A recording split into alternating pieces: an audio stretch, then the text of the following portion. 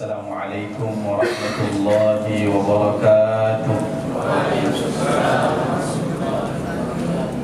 Innal hamdalillah wa innash syukra lillah wa innat thanaa kullahu lillah. Thumma assalatu wassalamu ala Rasulillah wa ala alihi wa sahbihi wa man walah. Wala hawla wala quwwata illa billah. Rabbi shrah li sadri wa yassir li amri wa hlul 'uqdatam min lisani yafqahu qawli. Allahumma amin. Wa ba'd.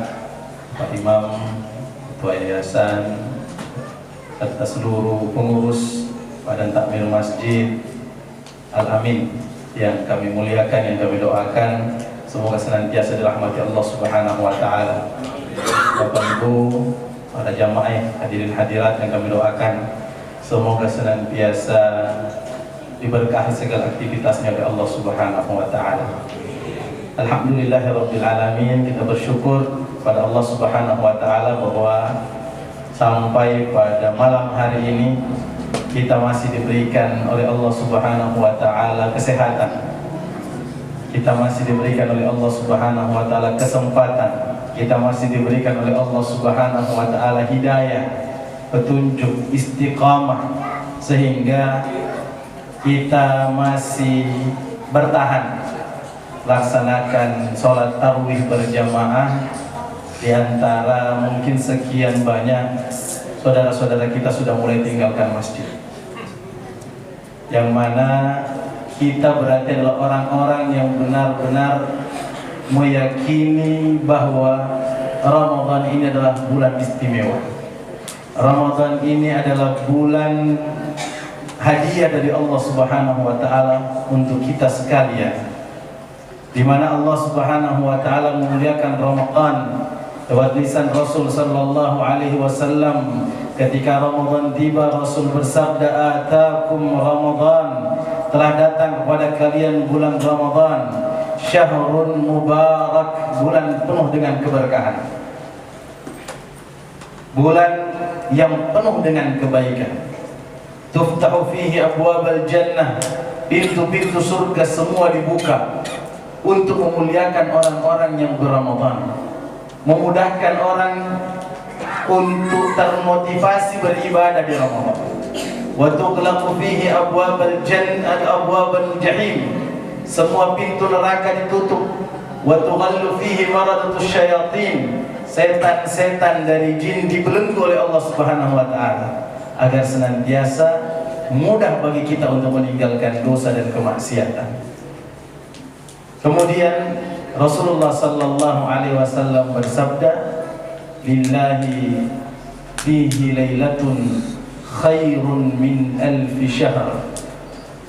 Demi Allah, ketahuilah bahwa di bulan Ramadan ada satu malam yang lebih mulia daripada 1000 bulan, yaitu malam Lailatul Qadar.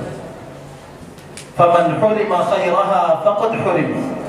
Siapa yang terhalangi untuk mendapatkan kebaikan Lailatul Qadar, sungguh dia adalah orang-orang yang terhalang dari kebaikan Allah Subhanahu wa taala. Mengapa dikatakan demikian? Oleh karena satu malam ini, di mana ketika kita beribadah bertepatan pada malam tersebut, maka amal ibadah yang kita lakukan dilipat gandakan pahalanya seperti kita beribadah selama 83 tahun. Bayangkan juga kalau ada orang 83 tahun saat ini, usianya sudah sangat tua. Kita cukup satu malam saja ketemu, amal ibadah kita dilipat gandakan seperti beribadah selama 83 tahun. Jadi kalau 2 kali orang ketemu dengan Lailatul Qadar, berarti sama dengan kita beribadah selama 166 tahun. Jadi umat Nabi Muhammad pendek-pendek, tidak sama dengan umat dulu. Nabi Nuh saja beribadah, berdakwah selama 950 tahun, itu berdakwah.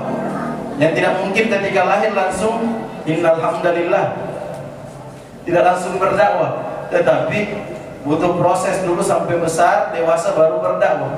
Sampai dulu dikatakan ada orang tua yang menangis di kubur sang anak, terseduh-seduh Ditanya, kenapa Bang? Ibu menangis, dia mengatakan, kita anak meninggal masih kecil. Umurnya berapa? Dia bilang, baru 300 tahun.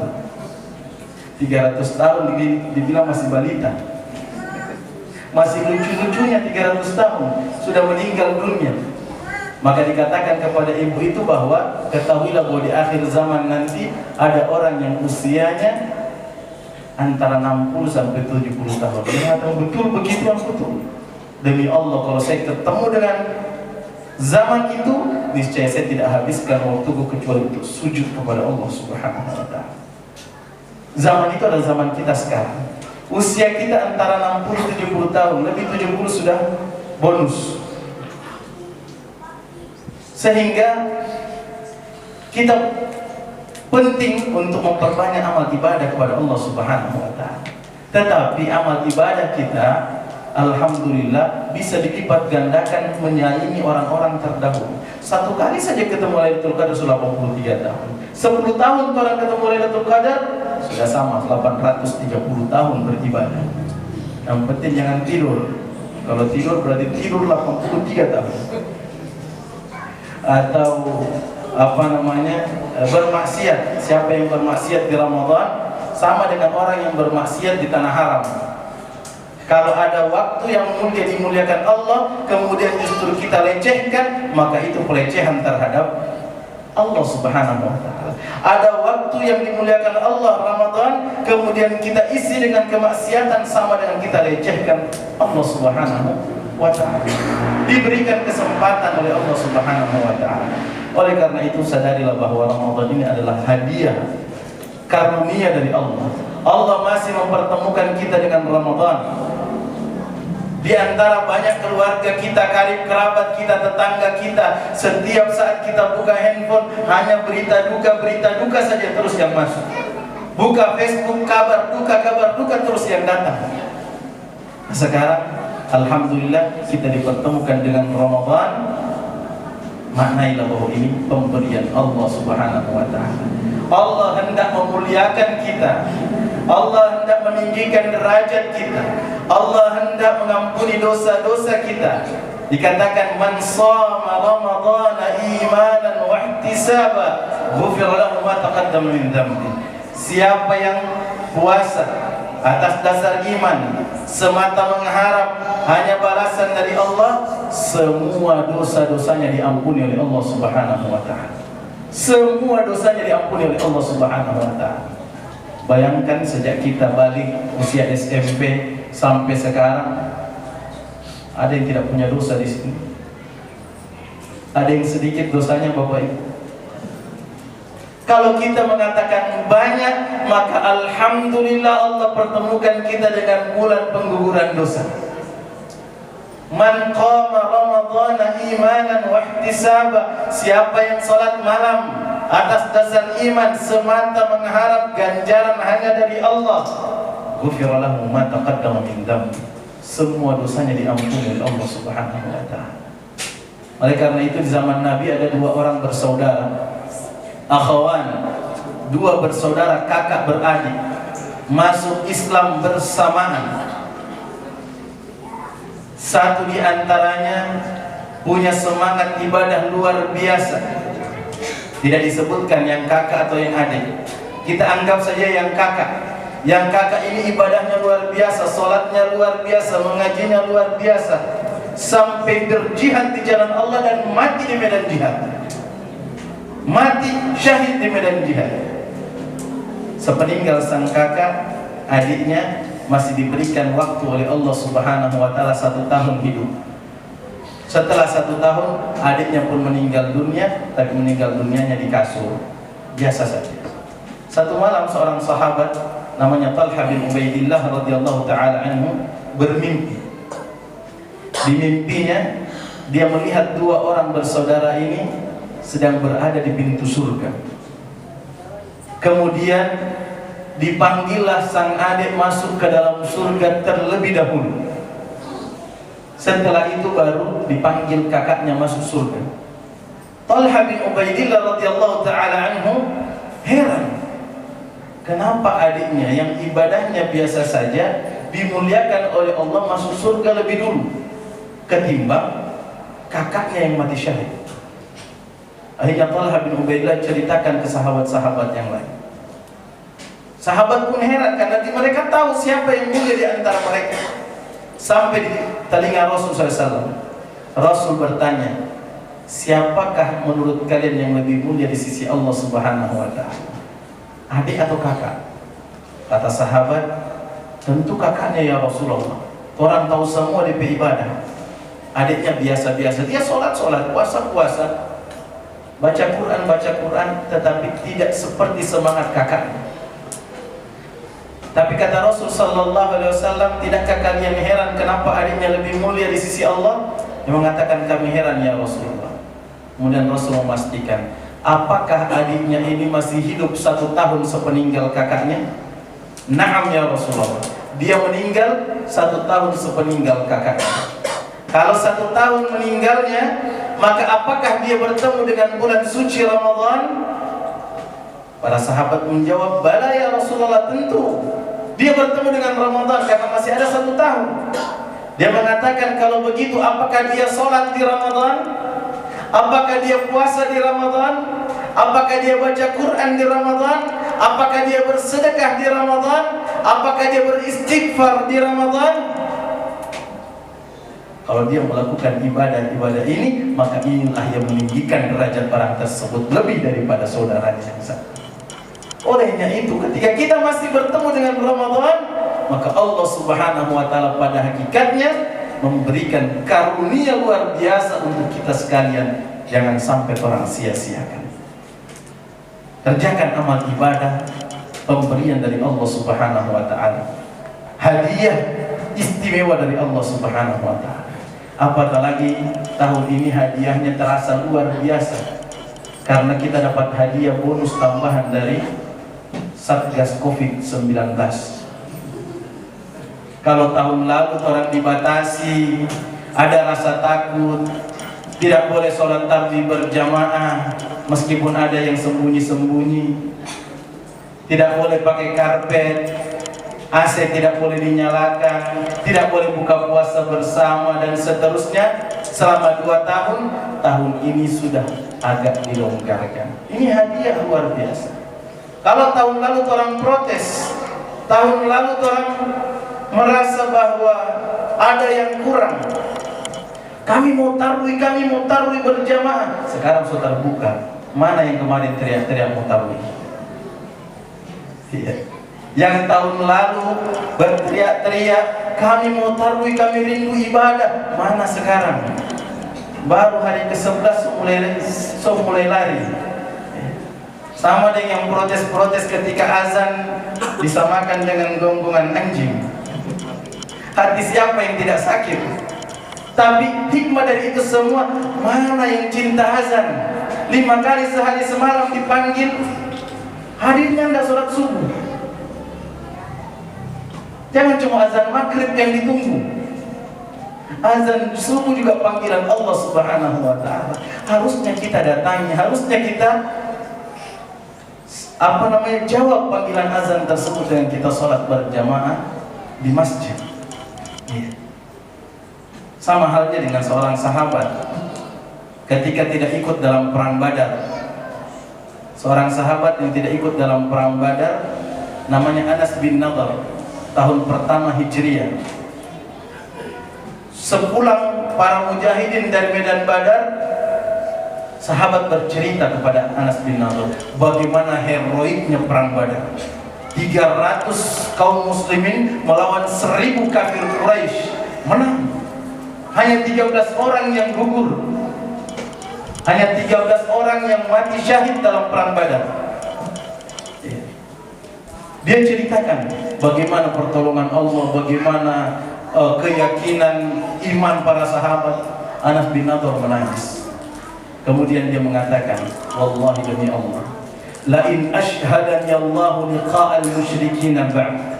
Kalau Allah memberikan saya kesempatan untuk bertemu dengan orang-orang musyrik setelah ini, la yarayanna Allahu madza asna. Niscaya saya akan persaksikan kepada Allah apa yang akan saya perbuat.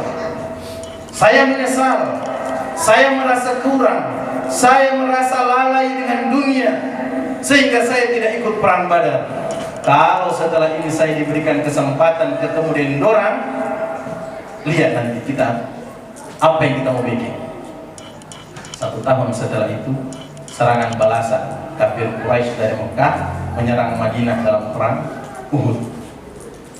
Kata Nabi dengan sahabatnya, jangan sampai orang masuk di kota Madinah, orang tunggu di Uhud. Karena kalau masuk dalam kota banyak perempuan, anak kecil, orang tua, ya, para perempuan, maka kita tunggu di Uhud.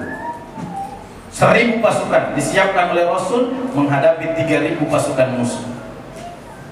Pasukan terdepan Anas bin Nadhr ingin menebus kesalahannya kemarin.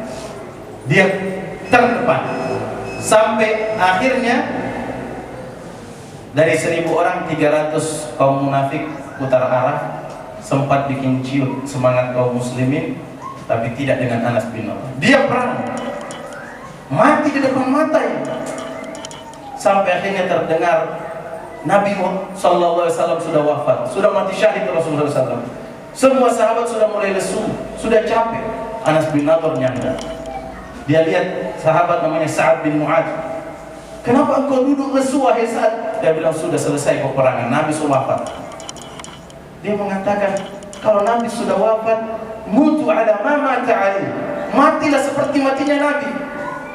Jangan lesu seperti ini. Ayo berjuang sampai tetes darah penghabisan. Dia semangati semua sahabat. Dan akhirnya dia pun maju dan mengatakan, Al-jannatu ya Sa'ad, Al-jannatu ya Sa'ad. Surga, surga wahai Sa'ad.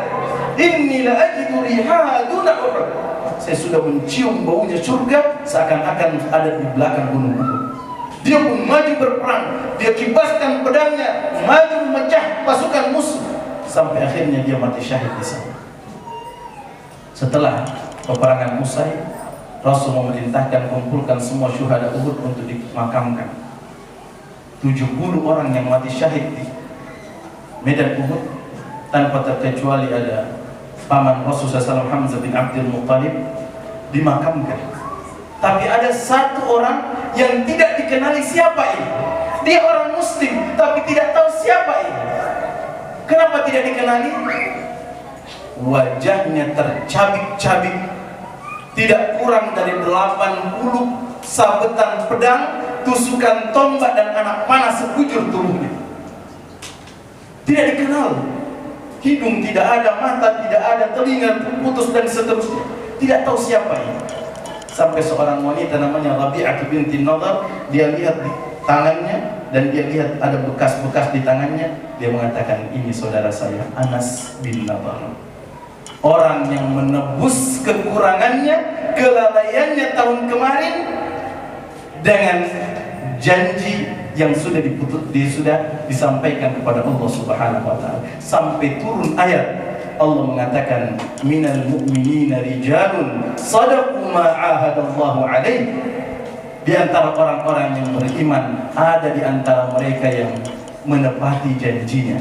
Ada yang menepati langsung pada waktu itu, ada wa minhum man yantazir, ada yang menunggu 1 tahun berikutnya, wa ma baddalu tabdila, dan dia tidak merubah janjinya sedikit pun. Seharusnya orang juga demikian. Kalau orang yang lalu merasa bahwa ada yang kurang, harusnya orang juga demikian.